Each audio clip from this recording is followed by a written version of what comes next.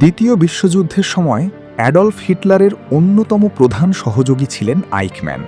তাকে বলা হতো ইহুদিদের গ্যাস চেম্বারে পাঠিয়ে নির্বিচারে হত্যার মূল পরিকল্পনাকারী।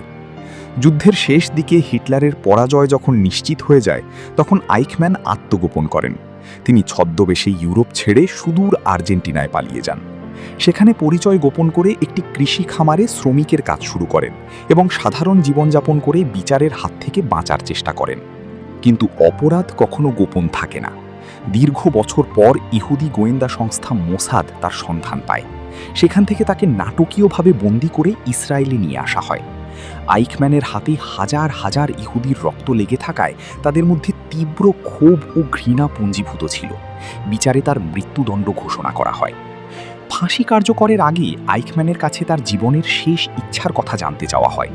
উপস্থিত সবাই ভেবেছিলেন তিনি হয়তো ক্ষমা চাইবেন কিংবা পরিবারের সাথে কথা বলতে চাইবেন, কিন্তু সবাইকে অবাক করে দিয়ে তিনি বলেন, মৃত্যুর আগে আমি ইহুদি ধর্ম গ্রহণ করতে চাই।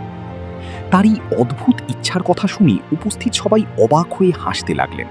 একজন বিদ্রূপ করে বলে উঠলেন, বাছাধন, তুমি কি ভেবেছ ইহুদি ধর্ম গ্রহণ করলেই কি আমরা তোমাকে ক্ষমা করে দেব? তা হবে না।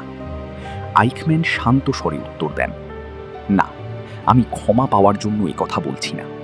আমি শুধু চাইছি যখন আমি মারা যাব তখন যেন পৃথিবী থেকে অন্তত আরও একজন ইহুদি কমে যায়। মূল কথা, এই গল্পটি আইকম্যানের চরম ইহুদি বিদ্বেষ এবং ইহুদিদের প্রতি তার নিষ্ঠুর মানসিকতাকে ফুটিয়ে তোলে, যা মৃত্যুর আগ মুহূর্ত পর্যন্ত তার মাঝে বিদ্যমান ছিল।